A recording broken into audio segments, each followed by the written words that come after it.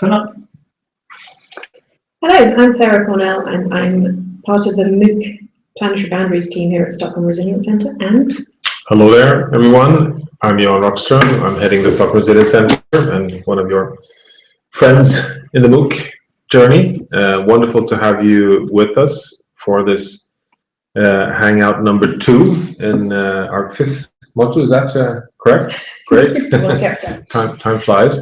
We have a few questions to start with, which are questions that you've prepared. So we'll just kick them off from the top. And why don't you kick off, Sarah? I'll start with the first question from Magnus Blysander on why don't we have human peace as an additional planetary boundary? He points out that Johan Rockström challenged you, participants in the MOOC, to throw ideas out into the forum. And this is a big idea. Why don't we have human peace and the issue of human conflicts as a boundary? The main reason is that the planetary boundaries concept is a biophysical concept. I mean, obviously we're interested in anthropogenic change to environmental issues, but it was originally set as a way of understanding, using what we know about the predictable dynamics of the planet. We know a lot about the way that the Earth system works in a biophysical sense, and we can predict a lot of the changes. And it's in the context of being able to predict change and anticipate particular patterns of change, systemic patterns of change, that the idea of planetary boundaries was first proposed. So in that sense, to be part of the family of planetary boundaries, we would want something like a biophysical baseline for human peace, which is a rather difficult thing to conceptualize. Another angle on this, though, is that in some ways I think we already are there with the equivalent of a planetary boundary for peace. It really comes down to the basic processes of global politics. So we already have a United Nations that has already made discussions and decisions about human rights and many essential elements, 19 principles in the Rio Conventions of 1992 that say what we mean when we want the human aspects of sustainability. And we might want to look at the SDGs right now, the global goals for sustainable development, as a renewal of vows globally for not just human peace, but many of the components of human peace, the things that mean that human beings can live well together on this earth. So obviously that isn't the same as a quantitative boundary, but they are clear, measurable objectives for universal objectives for people on Earth. I think that's a very nice. I think that's a very nice summary, Sarah, and I really think that it's incredibly valuable if you all who follow the MOOC can help us in being ambassadors exactly for this distinction that the planetary boundaries merely define the biophysical safe operating space for the planet to stay in its stable Holocene state. Within that safe operating space, a means to succeed is world peace. A means to succeed is a certain demographic trajectory. A means to succeed is a new type of economic growth that is circular and is able to induce transformation to sustainable futures in food and urban development and marine stewardship, etc. So there's even though it's a fully integrated framework, which surprisingly and very very satisfyingly is captured nicely in the SDG framework, it really distinguishes the people planet, and the planetary boundary framework is the planet part of the people planet story. Just to share with you, which I didn't do last time, that one candidate that we though have been playing with is whether a potential 10th boundary could be pandemics, the risk of environmentally induced viruses or bacteria or different parasites who are kind of integral to the biophysical fabric of the biosphere could basically wipe out humanity on Earth on its own. And it has been ruled out as a planetary boundary simply because it is clearly more a vector, not really a fundamental part of the Holocene stability. It's again kind of coming out of what we do with the Earth system rather than being integral to the Earth system. But as you see, we have a few parameters that we've been playing with, but the fundamental question remains: what are the processes that to become a candidate planetary boundary? It has to fulfill the following question: is it a process that on its own contributes or regulates the ability of the Earth system to stay in the Holocene? And that's why, for example, chemicals such as nuclear waste is a candidate, because we can foresee a situation where by accumulating enough novel entities in the Earth system, we could actually flip over the biosphere functions to a point where we could actually have a trajectory out of the Holocene. But population growth, peace, different inequities are so to say within the safe open space rather than bound in themselves. And you've seen that the Kate Raworth donut developments, which is a way of trying to integrate this social dimension within the safe open space with planetary boundaries. I would also just say thank you very much to Magnus for putting some nice ideas into this question. We'll follow. It's always useful to get new ideas thrown at us. So I appreciate the real deep engagement that you've shown in presenting this question. So a new question about tourism. We've got a new question come online from Ana Celis, who says, I'm a professor of sustainable tourism in Mexico. So what are the challenges from the ethical, scientific and political perspectives, not a simple question then, of promoting tourist activities in the Anthropocene? I really wish I'd read more of I've got several colleagues who are working on this issue of ecotourism and what that means. And obviously, as there's a push away from some of the worst excesses of our consumer economy, these new ways of generating wealth for people are coming very much under the spotlight at the moment. Things that help us to reconnect with nature and enjoy our experience of the natural world. So there's many very positive dimensions.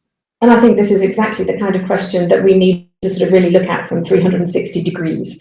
There are many positive dimensions of ecotourism as we use it as a way of reconnecting and engaging with the natural world. But equally, there are variants of ecotourism that you can imagine, and we know there are many cases all around the world where it ends up being another way of overexploiting the environment.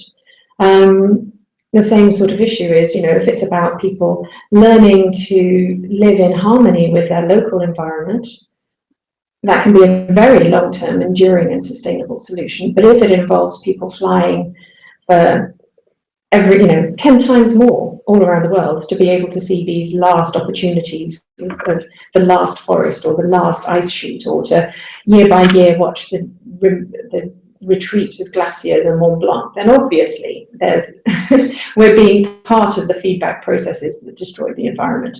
And I think, again, this is precisely why we need both a scientific process of observing and analysing and measuring the impact of our activities, but also an ethical and social and political process of actually discussing what this means. We shouldn't see them as separate. We need to find better ways of holding both the scientific and the ethical perspectives together. No, I totally agree to that. The only thing that I could add is I think it's very, and I'm sure that's the way you look at it as well, Anna, that seeing tourism as a process of reconnecting our own learning with the biosphere, to see it as not only a journey in kind of consuming for pleasure, but rather as a journey for learning and reconnecting and being more, let's say, insightful, and see it as entering the Anthropocene as a kind of a new renaissance where we have a tremendously new relationship with planet Earth. We're suddenly the big world on a small planet, and that this small planet has become even smaller by tourism in the globalized world we live in, and that really, you know, opens up a huge opportunity to use tourism as a vehicle for learning to become planetary stewards, and so it takes us beyond just ecological tourism, where you try to minimize environmental impacts when you're on a boat down the Amazon River or when you're walking through. But that it's also about understanding the role of these biomes and see yourself in the context of how what you're visiting on planet Earth matters for every human being on planet Earth. And I think that's quite an exciting, you know, just to build in the context of this MOOC, in summary, in every tourist experience would be quite an achievement. We have another question that I'm going to put off till later that's just appeared on the screen. That's what I keep looking at, by the way. So we've got a camera and a screen with loads of questions, and these things appear. I wanted to go to two related questions that were sent beforehand. One is about the issues of the definition of the planetary boundaries itself, especially in the light of the 2015 article that we wrote with Will Steffen and several other colleagues. One is this idea of the climate change boundary moving back, when actually the climate problem in the last 6 years has moved steadily forward. Emissions have continued to increase, and even though we've got policies and statements that say we should be halting the rate of increase. So that's one issue. And I'll come back to the other question too, which is about the issue of dealing with sub-global processes. And the two, in some ways, are sort of related. My short answer to Franz Scheutz's question, which is the one about climate change as a boundary moving back, is that really is simply an issue of the way we were representing the complexity and the uncertainty in the number, in the range of impacts. In the first paper that Johan Rockström headed up back in 2009, it's a very simple binary thing. Are we in the safe zone, or are we beyond the boundary for climate change? It is shown as red, a red wedge in the kind of iconic image. But actually, it's also a very black and white choice. Are we in or out? And of course, one of the issues here that we were rightly criticized also for having these rigid boundaries, when underneath it, the dynamics of the Earth, the threshold patterns and processes are more contingent and more uncertain in many ways, many different kinds of uncertainty, data uncertainty, and also a very large element of human choice about the future pathways. We were trying to show that uncertainty by grading the colours along from a kind of a traffic light system, with green for safe, and then as you move outside of the safe into a progressively higher risk environment. Because of course the boundary does not represent an instant risk cliff. We're not, as we go beyond any of the boundaries, we're not suddenly going to have the planet's lights switching off, although we might. We're talking about an increasing risk exposure spectrum. And so the way we try to demonstrate that in the picture was showing that as an increasing intensity of redness. That isn't to say that as we move into the zone of uncertainty, suddenly the risk is less. It's been useful to have this question because it shows us a little bit about the challenges of communicating both what we know and the decisions about the global exposure to risk, and also how people understand those communication messages. We'll follow up with that somehow, because I think it is an issue that we need to keep coming through. The other short part of the answer is precisely what the last IPCC report said last year. The risks of climate change aren't risks anymore. They're already very real issues for many people in the world. So we are in danger zone for climate change. Mm. Yeah, I think it is. It's worth also checking back on the figures. In fact, you make me a little bit nervous here. We, in the 2009 paper, perhaps misrepresented the positioning, because you're absolutely right that, I mean, the reason, as Sarah points out, which is very reassuring, the uncertainty range has narrowed for the danger zone on climate change, and that is thanks to the advancements in science. It's really thanks to climate science being able to show with a higher degree of scientific robustness that tipping points in the Earth system induced by climate change will occur, at a more narrow range of climate forcing than we knew for certain in 2009. That's the only reason why we've narrowed the band. But of course, since 2009, the ppm levels have not gone up very much. I mean, we're talking about 2 ppm per year, so we're talking about roughly 10 ppm over that 5-year period. So the position of the climate boundary has, of course, moved up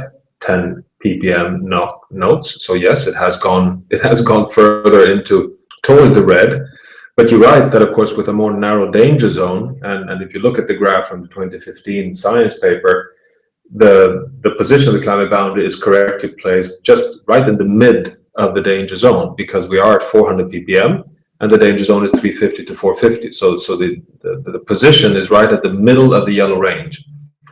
In 2009, we should have been further down because the range was much wider. The range was between 350 and 550. So you're right that in 2009 we should have come much less into the danger zone as compared to 2015. So, but that, it might be depending on what graph you're looking at as well. I think there are like 2,000 versions of the planetary boundary figure, but let me just say that the 2015 version is the correct one. And you're very observant also, I'm sure, that what we're really satisfied with is that the 2015 conceptual framework of the planetary boundaries is much clearer on the distinction between safe operating space, uncertainty zone, and danger zone. I mean, between the green, the yellow, and the red. And it's correctly represented for climate in the 2015 version. Actually, I'm going to skip to the question by Alexis Belton on the screen here about the fact that aerosols play an important part in, well, some aerosols play an important part in cooling, a net effect of cooling at the moment on Earth's energy balance. The aerosol problem is a rather complicated one because it depends so much on what kind of aerosol and how high in the atmosphere. But the best of our understanding at the moment is that the pollution that we produce cools the Earth and offsets quite a significant part of the global warming that we're causing by CO2 emissions. So the question specifically is, how do we evaluate the risk of reducing aerosol emissions, in the sense of, should we stop air quality pollution in order to keep the planet cool? I'm happy to say that I personally don't evaluate the risk. There are many colleagues around the world who use all sorts of real-time observations of aerosols, an immense network of aerosol observation data. And they are quite clear that the short-term, obviously, reducing aerosols is a short-term effect on climate. And it's no substitute for the long-term changes that we're imposing by increasing CO2, because of the way that the CO2, with the way that carbon flows through the biosphere, atmosphere, and of course the oceans and land surfaces as well. So while there is a strong policy discussion about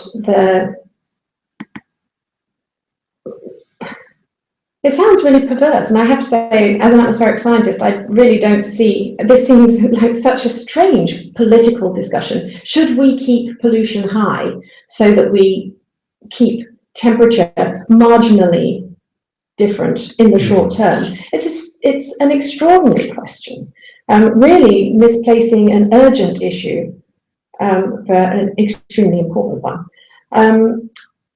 So the thing with aerosol emissions is that they also have many other effects. They have immediate short-term health effects on people, on living organisms all around the world. We should be restricting pollution for that reason, as well as the climate, the net climate effect.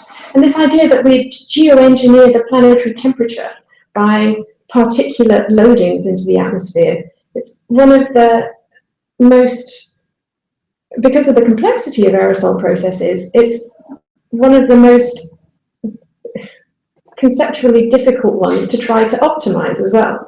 So I think that this is a real example where a political process has started to involve these discussions that is very, very removed from anything except for a physicist's view of what the Earth system is. If you listen to biologists and if you listen to human medical profession, or if you actually take a much longer term view on the climate problem, the risk of reducing aerosol emissions is vanishingly small compared to these other big risks. So I don't heads up about that. So I don't have anything to add there. I think that was a perfect summary. Just to say that that is exactly why we have chosen both concentration of greenhouse gases, ppm, and climate forcing as our indicator for the climate boundary, because thanks to having the climate forcing, we incorporate aerosol cooling or warming effects automatically. But of course, ppm CO2 does not. So it just so happens that the cooling level of aerosols is roughly evens out the non-CO2 warming gases, so that CO2 is the net impact on global warming currently. But that may not, as Sarah says, be the case in the future. We are very likely to come to a situation where the cooling effect goes down because we're very rapidly able to clean up cities. China will not allow Beijing to continue as it did. I came from Beijing yesterday. I can tell you spend 15 minutes out on the streets of Beijing when you have high levels of pollution, and it really pains you. But of course, it's very much slower to get rid of the CO2 and other warming gases. But I thought I'd just tick off two questions that we have on the pre-list here. And there's a new one there on the board too that's very closely related. Ah, yes, okay. We might actually package them together. So Claudia Silva has a very good question on ecosystem processes as indicators of functional diversity, where you rightly conclude that it surprises you that the indicator chosen for the biosphere integrity or biodiversity boundary is mean species abundance, and that one being explored is biodiversity intactness index, and that these are species-based indicators, and that you would have expected a more ecosystem-focused functional biodiversity indicator. So that's an important question. And then Sara Lövgren has a question about pollinators and how to preserve pollinators is one of those functions that you, Claudia, are in a way asking for. And then we have Elena Kritzberg asking about biodiversity is organized in 3 levels: genes, species, and ecosystems. And the causes of loss are very different. May these circumstances impact the selection of biodiversity as a planet boundary? And so let me first be very honest here to say that you're all absolutely right. What really matters for Earth resilience and to maintain the biosphere in a state that continues to support a Holocene condition is, of course, not the species by themselves, but the ecological functions that they represent, and that these ecological functions are attributed or are, so to say, manifest themselves not at the species level, but at the ecosystem level, even at the biome level, in fact, that the Amazon rainforest, its functions in regulating in Holocene state is to a large extent moisture feedback dynamics at the biome scale. This is at the very large 1,000 square kilometer type scale. So why then do we fall back to species indicators? Well, it's simply because we don't have anything else. It's the closest proxy we can find. So in the very, very first publication, we even used an even worse indicator, which is extinction rate. So simply the pace by which we're losing species. Then we moved into one improvement, which is mean species abundance, which at least maps in a statistical, methodological way normal distributions of different species in the food webs at the ecosystem scale, but it's still species. And then we're even exploring the biosphere intactness index, which is, to be honest, an effort of going from species to functional strata or functional diversity, but it's still at larger, let's say, the functional group level of different, from pollinators to high predators. Now, but it's simply that this is what we can work with. This is the quantitative data, the indicators we have to represent what we're looking for, which is biosphere stability. And remember, if you read the paper very, very much in detail, you'll find that we actually have a clarification in the methodological section of the Planetary Boundary Framework to say that, so we first identify the boundary processes, the 9. Okay, so we say clearly biodiversity or biosphere integrity is clearly one of the 9 big processes that regulates the Holocene stability. Then we look for a control variable that we find is relevant to be able to track the difference between negative feedbacks that can keep us stable to shifts in feedback that can propel us in the wrong direction. And then we're clear that for some of these control variables, we might have to choose proxies. And we're not, I mean, you want to have a control variable which is the parameter that affects the outcome. So for climate, it's a good thing to focus on climate forcing because it's the direct driving variable for the outcome of what climate system you get. But we've actually been honest to say that in some cases we cannot use this. And we've actually done that both for biodiversity, but also for land. For example, in the first 2009 paper, even though we always were concerned with what's the configuration of land biomes we need to keep ourselves in the Holocene, we used cropland extent, which is not a very good parameter for what you need to keep in terms of biomes on land to stay in a Holocene state. But we used it because it was data that was available. These are very well tracked data. For the 2015 paper, we actually moved away from that proxy indicator, extent of cropland, to a direct control variable, namely the minimum amount of forest biomes we need to maintain. So this is really work in progress. So you're putting the finger on something really essential, that no, we're not yet able to capture what is really, really important, which is functional diversity at the ecosystem scale. That's a big science task for anyone who wants to take it on, and it's at the frontier, so to say. We are taking it. I know, we're working on it, but anyway, you do tell the story, the Mattingly story. The Mattingly story, yes, we've just started working on a new project with researchers from UNEP's World Conservation Monitoring Centre. That's the problem with being so transdisciplinary. We get tangled up with acronyms. And they've developed a new model, global ecosystem model, which is absolutely fascinating for those of you who are modelers. If you look up the Mattingly model, Google it, one of the things that they do is allow us to look at the sort of ecosystem functions quite explicitly. And it also relates to what we know about biogeochemical processes. What we've had in the past is that biogeochemical representations of ecosystems have tended to come from physical models of land surface. And so they're rather clumsy when it comes to what the ecosystems look like and how they would respond down to not necessarily species level, but certainly functional type level. And this model is different than that. It starts with an ecological base and couples itself to biogeochemical models. We're having lots of fun with it at the moment. I'm not at all an ecosystem modeler, but I'm really enjoying the conversations because they tackle some of these questions of how we go from the rich diversity of ecosystems that we see on land and in the oceans, and that we actually have quite a lot of data about around the world, to our understanding of the biogeochemical processes, and from there to the way that the physical environment works and co-evolves with the living organisms.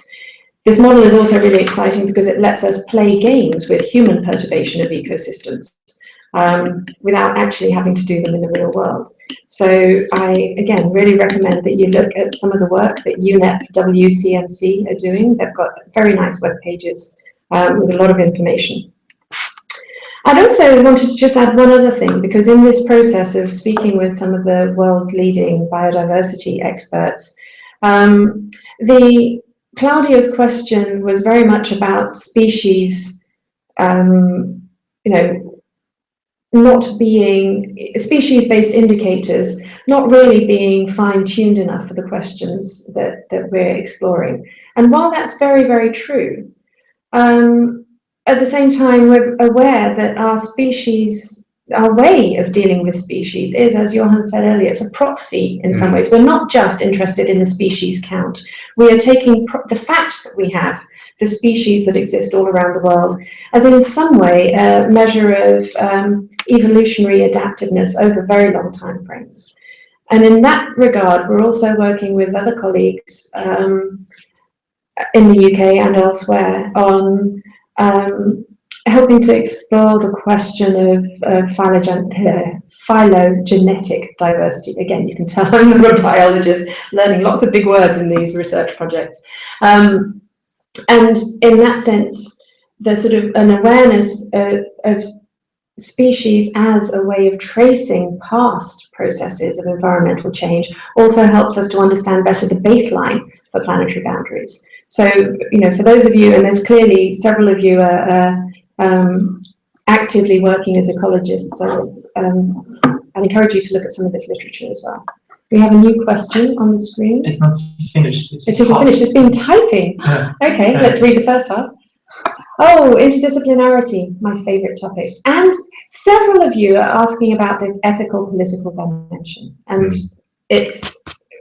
you'll see that the lovely thing about an ethical and political dimension is that it's very difficult to take that out of a personal position. There's no sort of, is there standard scientific ethics? I don't think so. No. So this is definitely one way Johan can answer and I'll answer. Do you want to tackle that bit first? Yeah, and let us then weave in Alexander Lautensack's very good question of what you say about ethics, because it's along the same lines. Many of the statements that I have made in my lectures indicate, I mean, I'm interpreting, you're writing, Johan made in his lectures, indicate a particular underlying ethic of uncompromising humanism with a strong emphasis on an anthropocentric interpretation of justice. Unfortunately, he has not made his ethic explicit, so this is just my guess. Undoubtedly, other ethics are represented among the participants of this MOOC, clearly, and I look forward to those being drawn into the discussion and juxtaposed to the one that has so far dominated the agenda. So my question is, at what point in this course will the ethical foundations of the statements and propositions be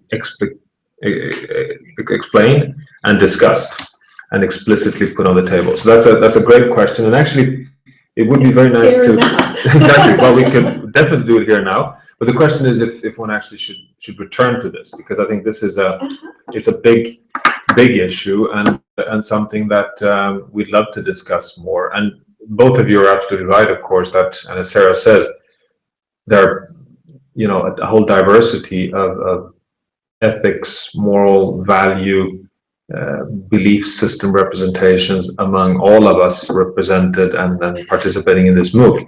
So let me try to kind of, let's say, step by step, just describe not only my own, but let's say the scientific group behind the Planetary Boundary research, and I would even argue the Resilience Center's perspective on ethics when it comes to the contents of this course.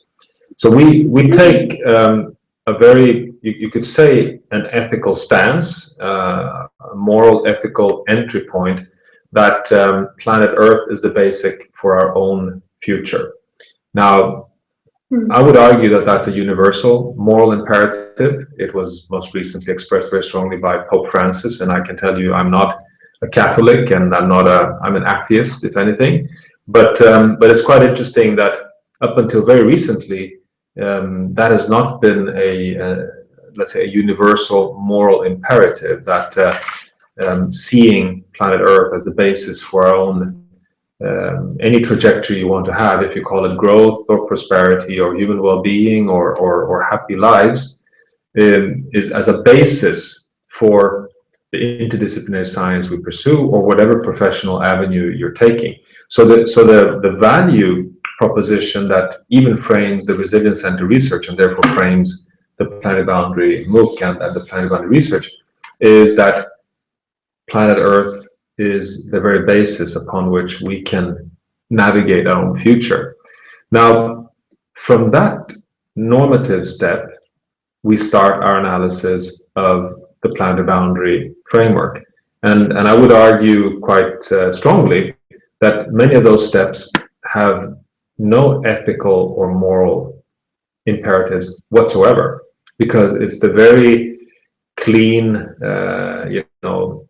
dry, natural scientific, objective or transparent analysis of simply trying to understand what is it that keeps the Earth system in the Holocene, irrespective of whether or not we have any normative views on that. So we're just trying to, just as we try to understand gravity, we in this case try to understand what does it take to keep planet Earth in its current state. Then we re-enter ethics at the final point of that. So that mid-level, so we come to planetary boundaries on a normative stance that we need to really understand the biosphere because it's the basis for our own human well-being, irrespective of cultures and religions and ethical stances. We do the diagnostics, but the numbers and the 9 boundaries should not have anything to do with morality. And then we get the result, and we then get a quantified safe operating space. And then we re-enter ethics in a very important normative choice, which is that science can never get it fully correct. We cannot, you would have loved to be able to sit down and interview Mother Earth and ask Mother Earth, where are your boundaries? Just like I could ask Sarah, where's your boundary for when you consider yourself having to go home and go to bed because you're sick, and you'll probably answer, well, my boundary is at roughly 38 degrees Celsius of body temperature. I reach my boundary and then I actually leave work and go home. My tipping point is at 42 degrees Celsius. That's a biophysical tipping. Yeah, and that's where I go from a desired state, I'm alive, to an undesired state, I die. That's my biophysical tipping point. We know that from trial and error. In fact, 42 degrees has come through thousands of years of trial and error. Those exact tipping points exist in the Earth system, but we don't know where they are. So science tries to be the proxy voice of Mother Earth, and out comes an analysis that includes a lot of uncertainty. So we end up with these enormous standard deviations. So for climate, from 350 ppm to 450 ppm, we know that within that range, you are between the 38 degrees and 42 degrees Celsius band. And we took the normative stance, the ethical stance of applying a precautionary principle and placing the boundary at the lower end of uncertainty. So yes, the safe operating space is based on the moral imperative of precaution, that we should navigate our own future on this little planet in a way where we take a precautionary approach. We could have placed the boundary at the upper end of uncertainty instead, so at 450 ppm, applying a more optimistic efficiency and optimization type of morality, but we didn't. So that there is an ethical stance there.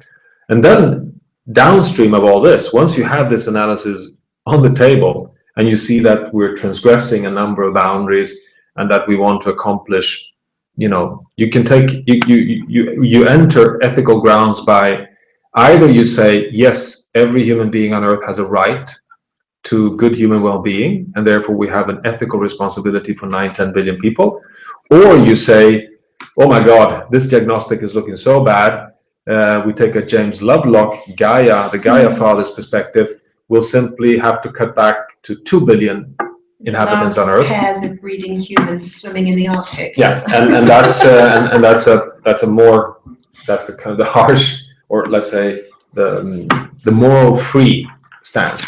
So you see, morality enters at different places along the analytical chain, and it's so important to distinguish those steps because you have to feel very reassured as participants in this course that there is a natural scientific part of this story which is free from ethical, moral stances, but there is certainly normative judgments upstream and downstream of it, and it has certainly very strong moral implications if you want to really navigate a future where you take an ethical stance that everyone has a right to development. Then that has very strong implications on justice, for example. So it actually implies that we need to share in a fair way the remaining ecological space on Earth. I certainly support that moral stance. So I take that moral ground, but it has not influenced the numbers in the planet bound analysis. So that's a distinction. It's a very clear distinction. So we can have an ethical discussion on what are the implications of the analysis, but it's not as if you have an ethical bias influencing that the boundary on climate ended up here or there, and that should be bias free. Any one of you from any belief system, from any religion, from any culture could have participated, and the numbers should have fallen out the same way. I want to pick up a slightly different angle in Anna Lucia Lage's question, and it relates very much to the question that's just come, well, that's been up for a little while now, from Martin Arvidsson. And that's the one about, I mean, the two in some ways touch on, they flow from the discussion we've just been having here. Anna Lucia asks about really worldviews and other cultural perspectives,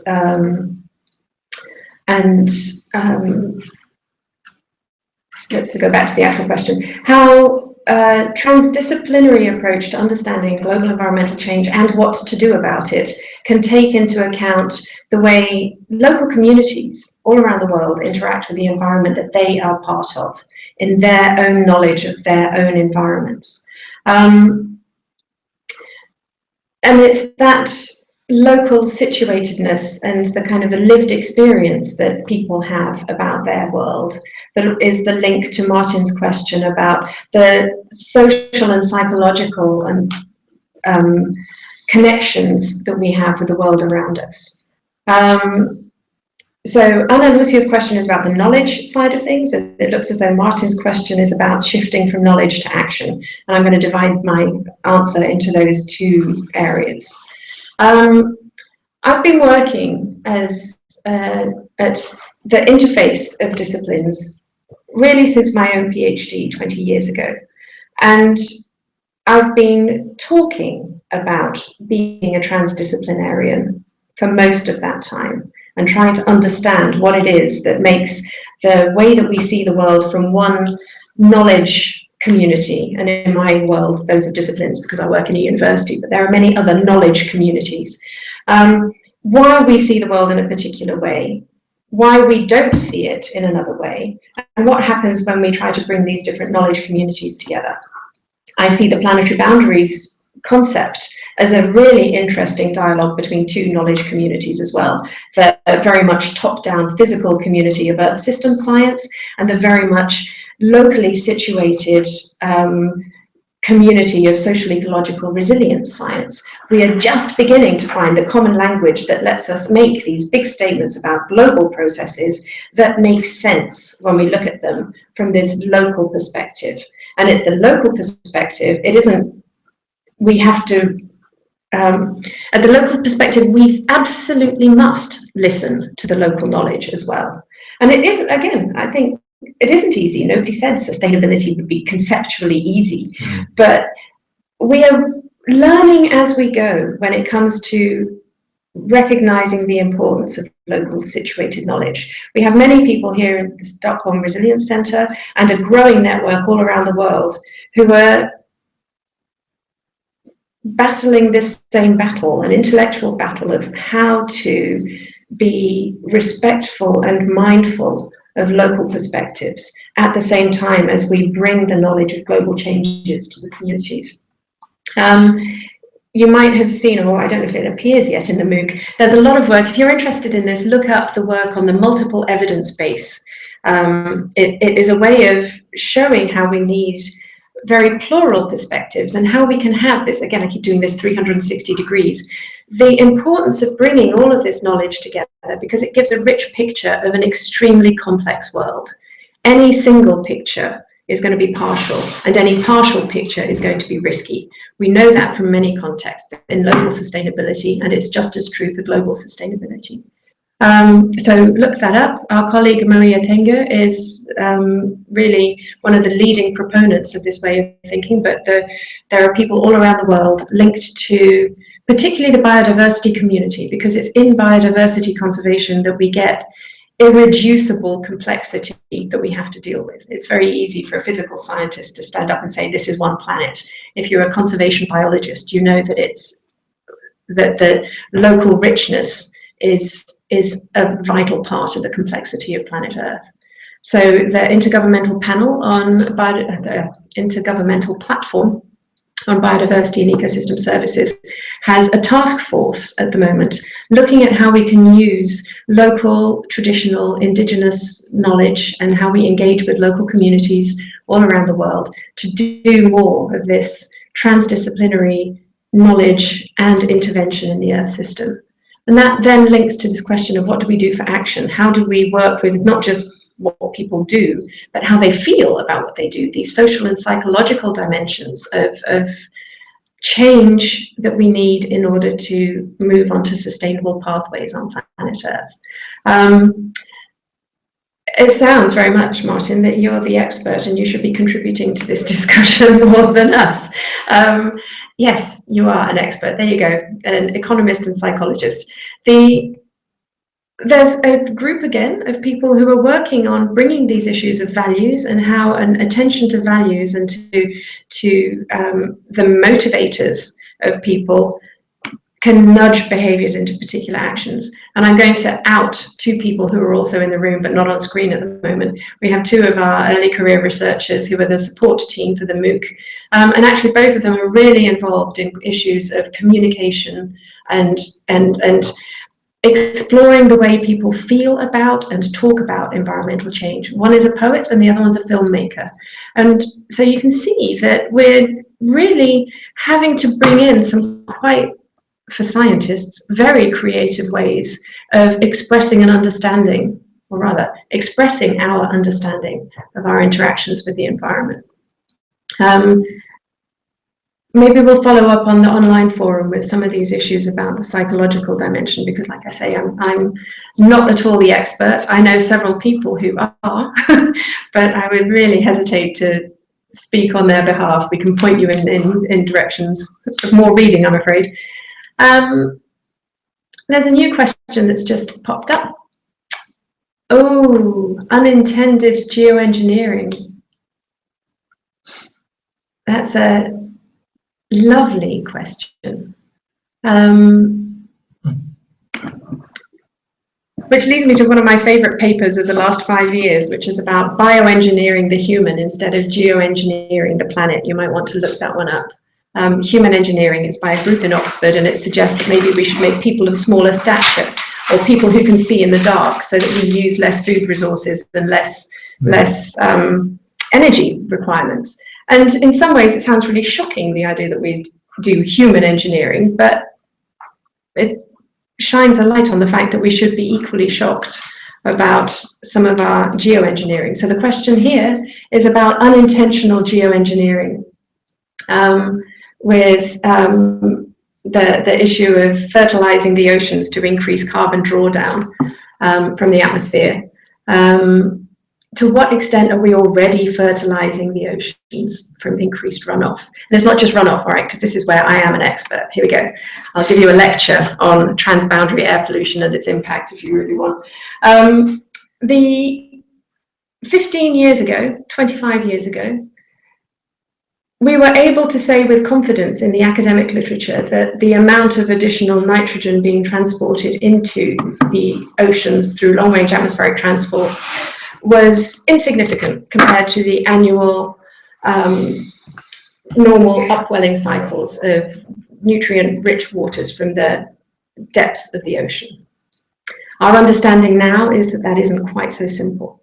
We have evidence of pulses of pollution being deposited into the surface ocean, triggering blooms, changing the biological functioning of the surface ocean. So in that sense, we are rapidly developing, not rapidly if you don't think 20 years is rapid, certainly not rapid enough, but we are beginning to see that we are already fertilizing the oceans with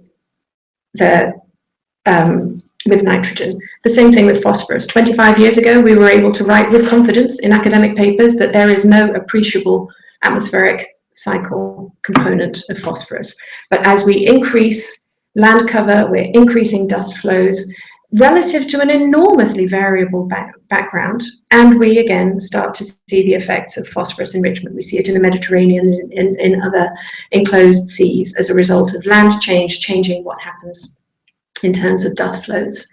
Your particular question here was on increased runoff. And again, in enclosed seas like the Black Sea,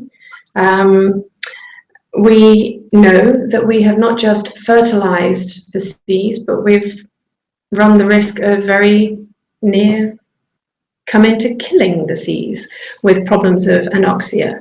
And so far, fortunately, we've been able to backtrack and change wastewater management, change the way that we manufacture detergents and everything else to reduce the impact in those seas. And again, 25 years ago, we were able to say in the scientific literature with confidence that we couldn't really change the Mediterranean, because the Mediterranean is a deep sea and it gets a sort of a particular flushing because of the way that it, because of its bathymetric configuration.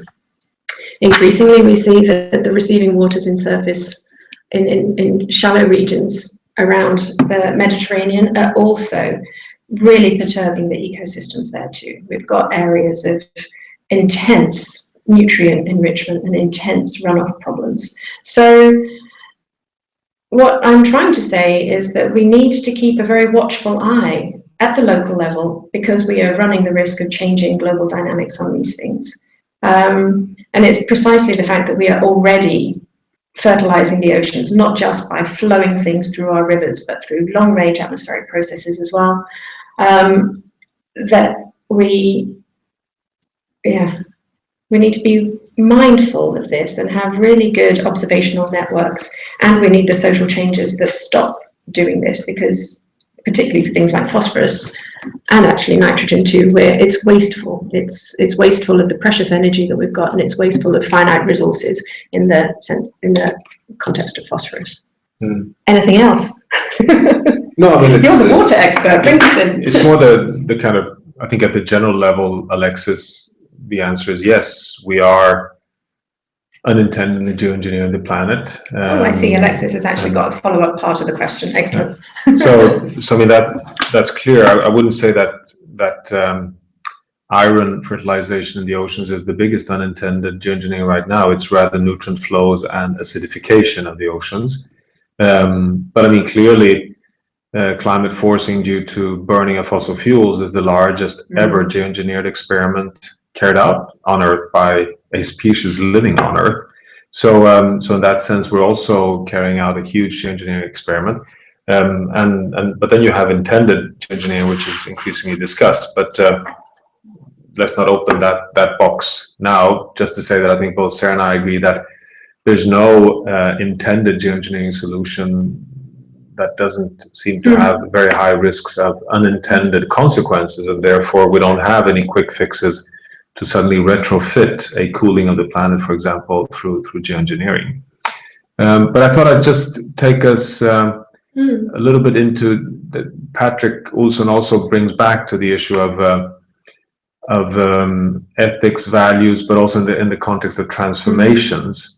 And I think this is another one of these really good distinctions, that clearly shifting values, mind shifts in terms of our understanding of our connections to planet Earth, and let's say how we reconnect to the biosphere is fundamental, and these are ethical issues, are fundamental to our ability to transform ourselves back to a safe operating space. So Planetary Boundaries gives us a diagnostic that can help us reframe our values. Now, clearly, and I think it's good to state that I think psychologists can play a tremendously important role in helping understand how you get behavioral change to occur. How do we actually change values, change deep values, and do that very rapidly? And I think psychologists looking at therapies for addiction, for example, how do you get people out of different forms of drug abuse or alcoholism or different types of very deep addictions, and how do you get those tipping points in our values to occur? can be an untapped potential in terms of how do we then change our values in terms of consumption patterns and sustainability. The concern I have, though, which I think has been shared in the lectures I've been giving, is these things are very slow. In fact, I think you could argue, which is very dramatic, that values tend to change in time steps of 100 to 1,000 years, while the pace of change we need to see now is in terms of years to decades. And how do you actually do that? How do you change deep values very, very rapidly? And I mean, the reason I'm using the dramatic stance of 100 to 1,000 years is that if we're going to get 200 countries, tens and tens of big belief systems, 7.2 billion people to in concert change behavior, change lifestyles. These are, to fundamentally change values at that scale will take many, many generations. And we don't have those many generations. We don't have that time slot. I mean, remember that the bending of the curves back into safe operating space for biodiversity and climate change needs to occur over the next 5-10 years to stand a reasonable chance of avoiding crossing, some of these hardwired thresholds. So this, I think, is an important discussion as well. How do we deal with the slow pace by which values change? And remember also, just to put that into perspective, even small things like when we start forbidding smoking in public areas is a 2-generation issue, because first it takes us 25 years to be convinced that we have a problem before we even start acting, and then it takes another 25 years before we actually have acted. So it's a 50-year time lag between the first piece of evidence that smoking leads to cancer before we have a world that no longer allows smoking in airplanes. It's a 2-generation issue. So to get people to understand that we need to decarbonize the world economy, when I say 100 years, I can tell you that might be a fast track, unfortunately. So, these are, and that's, I think it's also sobering, because I think we all get this question, oh, but it's so slow, it's the 21st COP meeting on climate in Paris, and it just goes on and on and on and on. And I say, nonsense. It's incredible how fast the world has understood that climate change is a decisive factor determining the future of humanity on this planet. I mean, the IPCC is established in basically 1990. The first IPCC report comes out 1992, 93. We have the Kyoto Protocol in 97. And we're just at the 5th assessment of the IPCC. It's a 25-year period of tremendous ramp up of insights on this issue. It has gone very fast. I mean, not fast enough with relation to the risks we're facing, but very fast as compared to any other big change in terms of our understanding of our surrounding civilizations. So it's this to me is the big crunch issue. How do we change values very, very fast? Our time is just about up, isn't it? So I'm just going to stick in with, it's a very good question to end on, but I'm going to stick in a very quick comment. One is, it is a huge task, but my friend and colleague Kevin Anderson of Manchester University would argue that we don't need to change the minds of 7 billion people. We really need to change the minds and habits of the first billion first. So that's 1/7 the size of the problem. And there's another question here, a comment here by Patrick Olsen still about the view on economics and consumerism culture. We're also working with economists, and we've got a couple of PhDs that will be soon announced on a program called Adapticon that will be advertised in 2 weeks' time, in a week's time, in fact. So watch out for that if you're interested in coming and doing some research with us on global economics and what that means. But I would also really recommend you read David Graeber's book, Debt, The First 5,000 Years, because it puts some of our issues into a really long context, and it's a very, very surprisingly interesting read. Okay, thank you very much for joining us. Thanks, everyone. I'll be seeing you again next week. Thank you.